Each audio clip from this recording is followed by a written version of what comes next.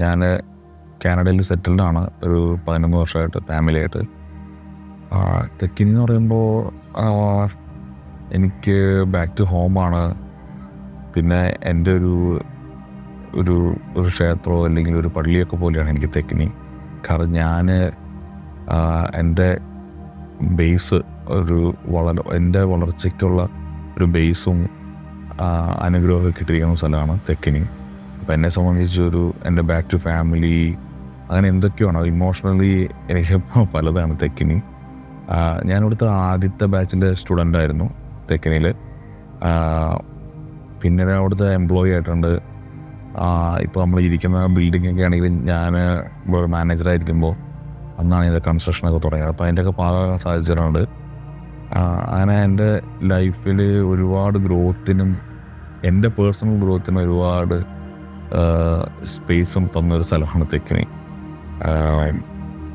ഞാൻ ഏറ്റവും ഇതായിട്ട് കാണുന്നത് എൻ്റെയൊക്കെ ഒരു അനുഗ്രഹം എന്താ വെച്ചാൽ ഇവിടെ ഹരി ഡോക്ടർ, റോഷൻ ഡോക്ടറിൻ്റെ ഒക്കെ ഫാദറായിട്ടുള്ള പ്രഭാകരൻ ഡോക്ടർ ഞങ്ങളുടെ ഫസ്റ്റ് ബാച്ചിൻ്റെ ഉദ്ഘാടന ഡോക്ടറായിരുന്നു. ഞങ്ങൾക്ക് സർട്ടിഫിക്കറ്റ് തന്ന ഡോക്ടറാണ്. ഞങ്ങൾ അനുഗ്രഹിച്ചത് ഡോക്ടറാണ്. ഡോക്ടറൊക്കെ ഞങ്ങൾ സ്വന്തം മക്കളെ പോലെയാണ് കണ്ടിട്ടുള്ളത്. എല്ലാവരെയും പേരറിയാം ഡോക്ടർക്ക്. ശരിക്കും ആ അനുഗ്രഹവും ഇവിടെ നിന്നിട്ടുള്ള വാല്യൂസുമാണ് എനിക്ക് തോന്നുന്നു ഇപ്പോഴും ഞാൻ എൻ്റെ ലൈഫിൽ കൊണ്ടുപോകുന്നത്. അതൊക്കെയാണ് എൻ്റെ സക്സസിൻ്റെ ഒരു പാർട്ടായിട്ടുള്ളത്. ഇപ്പോൾ ഇവിടെ ഞാൻ പഠിച്ച കോഴ്സാണെങ്കിലും അതിലൂടെ എനിക്ക് ഒരുപാട് എക്സ്പോഷർ കിട്ടിയിട്ടുണ്ട്. ഞാൻ ബാംഗ്ലൂർ ജോലി ചെയ്തിട്ടുണ്ട്, ഡൽഹി ജോലി ചെയ്തിട്ടുണ്ട്. പിന്നീട് തുടർന്ന് പഠിക്കാനുള്ള തുടർന്ന് ഫിസിയോതെറാപ്പി പഠിക്കാൻ പോയി ബാംഗ്ലൂർ. അപ്പോൾ അതിനൊക്കെയുള്ളൊരു ബേസും എല്ലാം തന്നത് എനിക്ക് ഈ കോഴ്സാണ്.